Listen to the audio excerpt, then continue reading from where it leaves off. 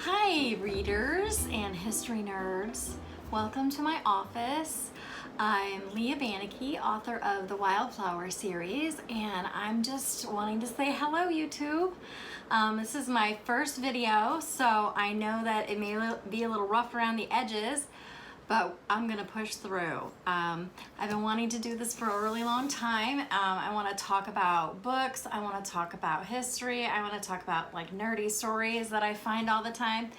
So this is the chance to just put it all out there and just talk about things that I dig, and hopefully you'll dig it. So today I wanna talk about one of my characters. I wanna do a character story for Galina. She is a main character in my Wildflower series. I think I introduced her in book 3 or book 4, but I just love her story. She has a lot to say, and she's a poor little wounded bird that has had a pretty rough life. You know, no spoilers, but you know, some stuff happens in her family, and just some really hard things that she has to deal with. And the main reason I wrote this series is because I you know, had to work through some of my own issues in my life, and of course, why not just write out the pain, you know, just puke it all out there. And just my journey with God and trying to make the best of, you know, my life, and you know, the struggles that I've had, and I just really wanted to pour it into my characters. And you know, each character has a little bit of me in it, I think, you know, except for there's some odd characters like Clive. I'm not sure where he came from, but I love him. He's the grandfather I always wanted. And then there's Dolly, who's very mysterious, and she tries really hard on every occasion to bumble up my plot line.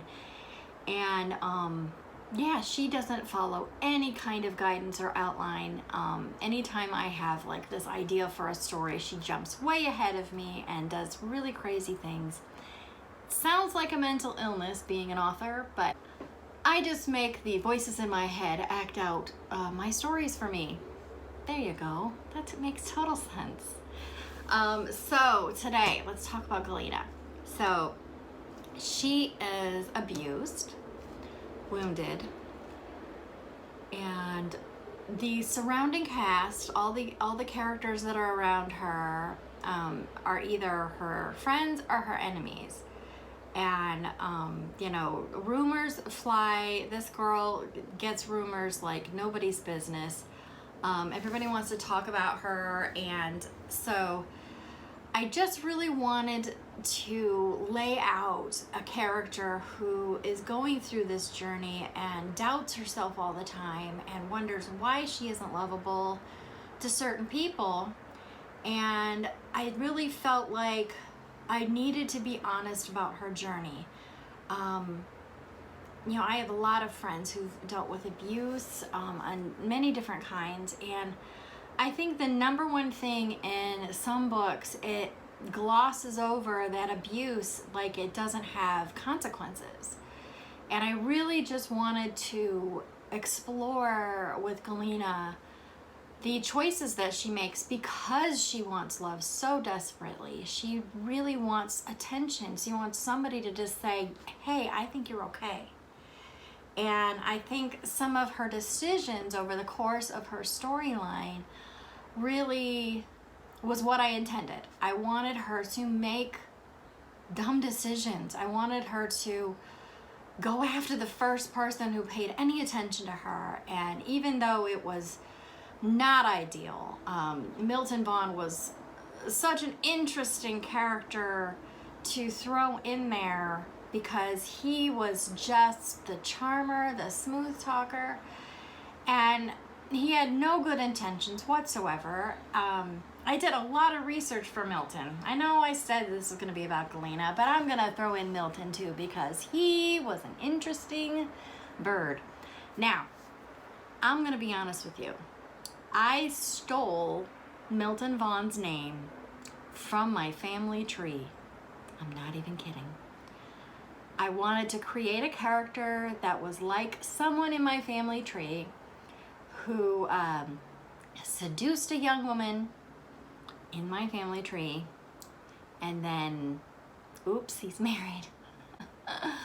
Oops, indeed.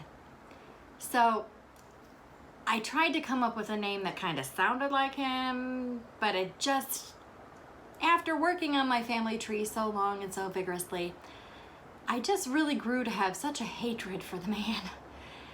And I know he's long dead and whatever, but you messed with my great-great-grandmother. Great-great-great? I don't know how many greats. It was a lot of greats. But what he did was disgusting. Seducing a young girl. And then, of course, her life was in ruins. Because what happens when you seduce young girls? They have babies. So, her reputation was in tatters. She had to leave her job, then she had to give up the baby for adoption. It was this whole mess. And I just really wanted to give Milton Vaughn the comeuppance he deserves, even though he's dead and he doesn't know anything about my books. But anyway, your great-great-great-granddaughter is mad at you. So there you go. So, Galina and Milton. What a juicy story. So, it just seemed like the right thing at the right time to just say, hey, she needs attention, she needs love, but what if it comes from the wrong direction? What if it comes from someone who doesn't deserve the attention? And I loved Milton. I loved writing him. I loved getting in character. I never realized how much fun it would be to write a con man's perspective. Really fun. The whole scene with the church and how he's judging everyone, I have to say, it was one of the more fun scenes I've ever written. Just really getting into like that dark and twisty mindset of someone who just disrespects everyone. So that was really fun.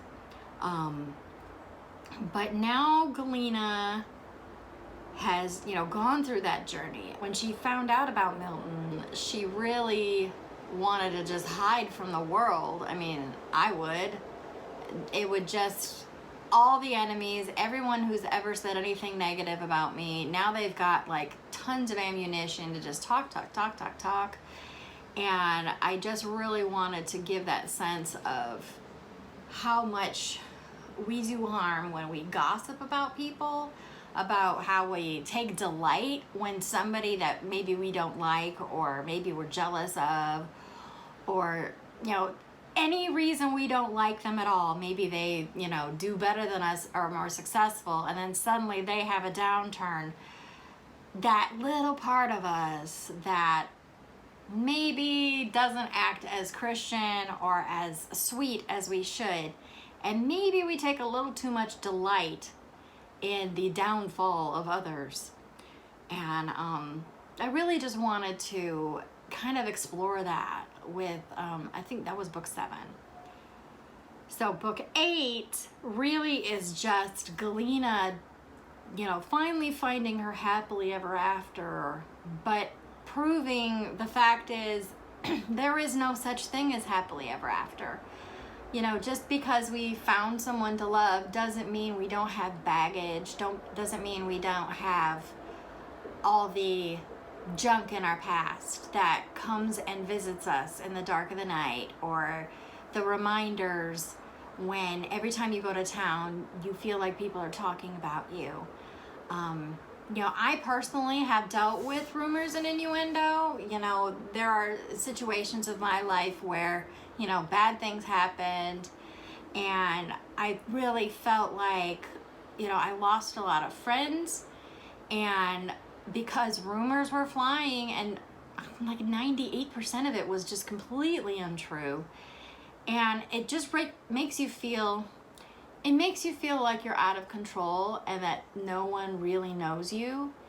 And I really just wanted to impart that on my characters and just give a real and true description of the feelings of confusion and loss and how disappointed I would be in people.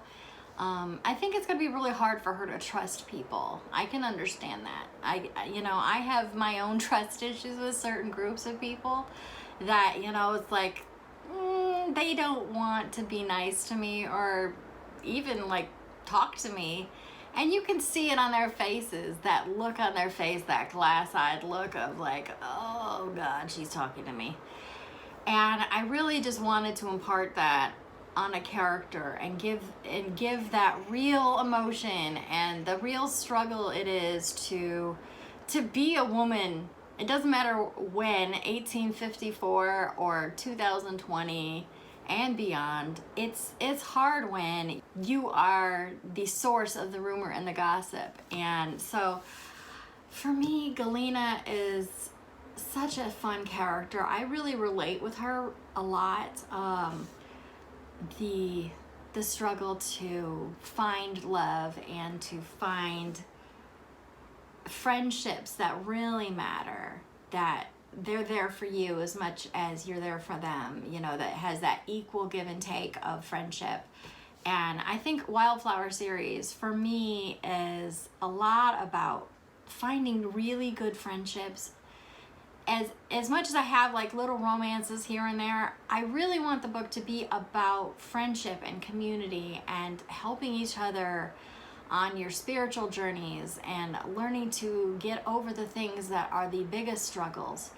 That it's not a instantaneous fix. There's no and suddenly in my book. It was, systematic, and because in my real life, it took me a long time to deal with my demons and to deal with all those insecurities. And I still have it. Doing this video is a whole level of insecurities that I'm trying to learn how to get over and just be me and be okay with I am me.